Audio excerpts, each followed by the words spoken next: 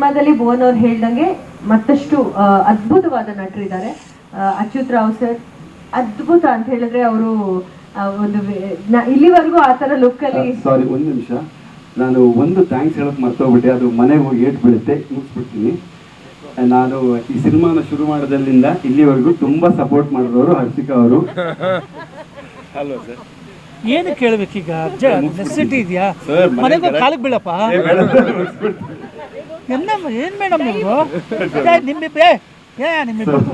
Actually ಅವರು pregnant ಇದ್ರು ಕೂಡ. ಅಲ್ಲ ಸರ್, ನಿಮ್ಮಿಬ್ಬರದ್ದು ಏನು ಸರ್ ನಂಗೆ ಅರ್ಥ ಆಗ್ತಿಲ್ಲ. ಗಂಡ ಹೆಂಡ್ತಿನೇ ಇಟ್ಕೊಂಡಿದ್ದೀರಾ? ಮನೆಗೆ ಬೈತಾರೆ, ಮನೆಗೆ ಹೊಡಿತಾರೆ, ಬೆಡ್ರೂಮಲ್ಲಿ ಎದೆ ಮೇಲೆ ಕಾಲಿಡ್ತಾರೆ. ಏನು ಸರ್ ಇದೆಲ್ಲ ನಿಮ್ಮದು ಕರ್ಮ? ನಿಮ್ಮದು ಎಲ್ಲ ನಂಗೆ ಅರ್ಥ ಆಗ್ತಿಲ್ಲ ನನಗೆ. ಅವ್ನು ನೋಡಿ ಊಟ ತುಂಬ ನಗ್ತಾರೆ ನಿಮ್ಮ ಹೆಂಡತಿ. ಕರ್ಮನೇ ನಿಮ್ಮದು.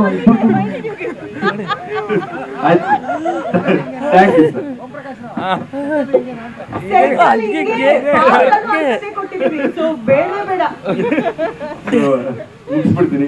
ಸೊ ಹರ್ಷಿಕಾ ಅವರು ಪ್ರೆಗ್ನೆಂಟ್ ಆಗಿದ್ರು ಕೂಡ 8 ತಿಂಗಳು, ಇನ್ನು 3-4 ವಾರದಲ್ಲಿ ಡೆಲಿವರಿ ಇದ್ರು ಕೂಡ ಬೆಳಿಗ್ಗೆ ರಾತ್ರಿ ಅಂತ ನೋಡಿದ್ರೆ 50 ಸರಿ ಹೇಳಿದ್ರೆ ಮುಗಿಸ್ತೀನಿ ಅಂತ.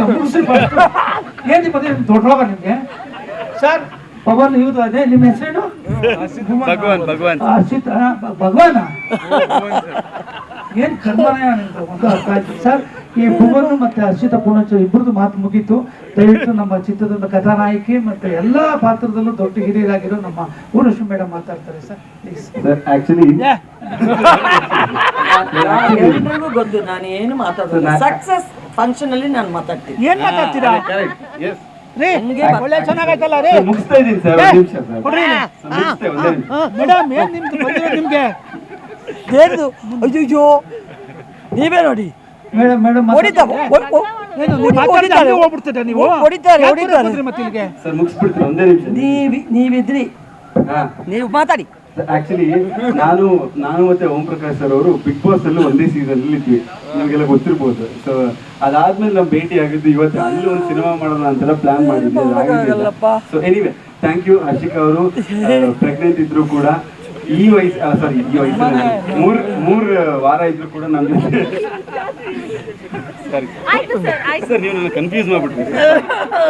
ಸೊ ಥ್ಯಾಂಕ್ ಯು ಅವರಿಗೆ. ಆಕ್ಚುಲಿ ತುಂಬಾ ಕಷ್ಟಪಟ್ಟಿದ್ದಾರೆ.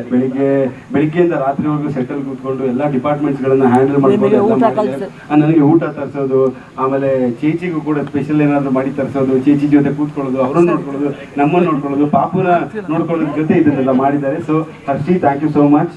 ನಿಮ್ಮ ಪ್ರೀತಿ ಹೀಗೆ ಇರಲಿ. ಅವರಿಬ್ಬರು ಕಷ್ಟನ ಮನೇಲಿ ಮಾತಾಡ್ಕೊಳಕ್ ಹೇಳಿ.